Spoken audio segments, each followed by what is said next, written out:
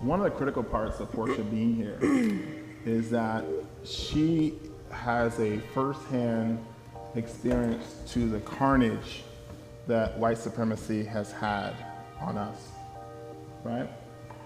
In a way that I have not experienced personally.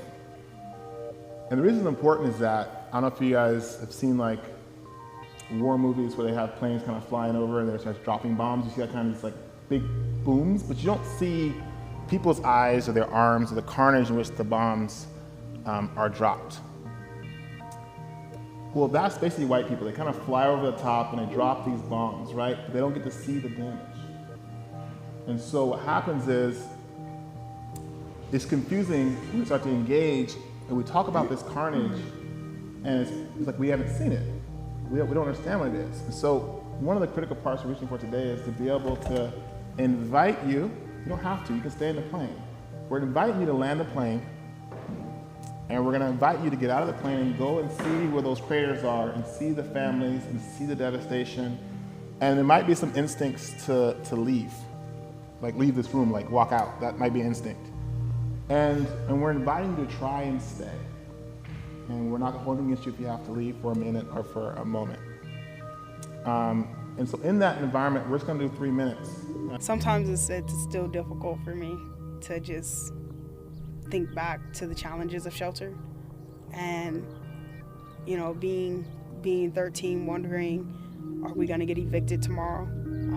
Because my mom's a single mother and has 6 kids. How are we going to be able to keep shelter over our head? I just remember like several times being homeless because of it, and I think that's something that it's important for the white people to be able to, you talked about getting out of the plane and coming down and looking at the carnage. Well, a part of that is lack of shelter. A part of that is not being guaranteed that you have a safety net and you have a safe space to go and lay your head at night and go to sleep. And I think that's one of the biggest things that's so powerful to me about earth building and about being in the earth, is learning how to build my own shelter, that I know like someone can't just come in there and take that away from me. Being in a space where you're not guaranteed to have shelter, and it's a possibility that the next day you're trying to figure out how to fit 6 kids in the back of the car to go to sleep because you don't have shelter. To be able to say like at 24 years old that I've built my own shelter has been one of the most fulfilling and empowering spaces I've ever been. The first thing that's important about dismantling racism for white people, for me, is you have to build a connection, and you have to build it deep, and you have to build it intimately, and one-on-one. And so one of the things I did is I connected with every single person in the workshop, got a text from me, a phone call, or both. Every single person in the workshop, weeks before we even got to the workshop, giving them the opportunity to reach out and talk to me, ask me questions, engage. And it wasn't just about their convenience, it was about them building a relationship with me. And so once the relationship was in place, I asked them 6 questions 2 weeks before the workshop. And we methodically went through those 6 questions. We really wanted to help their brains understand that maybe they have not thought about Black people in a very effective way prior to this point.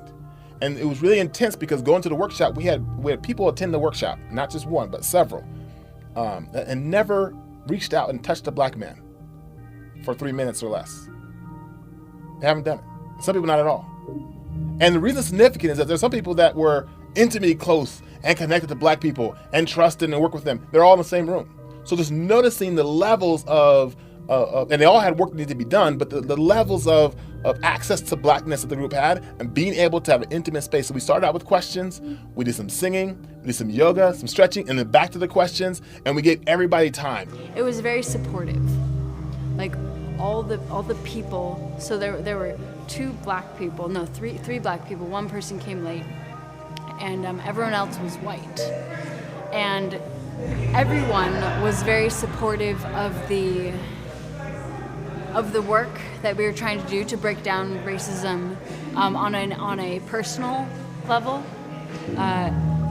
and there was a lot of seeing other people. And my favorite part was the one-to-one work that we did. Like it was like you got together with one person and you did this thing called scratch counseling, where you you like scratch an itch, and then you delve deeper into that itch, and you scratch a little harder, and you're like, oh yeah. And you like get down to the juicy parts of the conversation. What I'm leaving with is a greater sense of connection and hope that there are other people out there that deeply want to commit to this work, that deeply want to feel and connect, and how much that is radical activism. Loving is radical activism. And so, yeah, I'm really leaving with that. The goal for us was to allow them to understand the magnitude and the weight of the thinking of Black people. And some of the people in the room, maybe the majority, had not thought of Black people or Blackness this long in one space. And so it was also about kind of building some kind of fortitude and some attention that goes over time. So that's kind of where I think the context of the workshop kind of built on. And I jam, I change, I have a curriculum, and almost every time it shifts, depending on the room, the questions, the thinking, the hurt, and how I'm processing the information I'm receiving. So it's kind of an open structure, but all that was always going to be there is the questions and singing.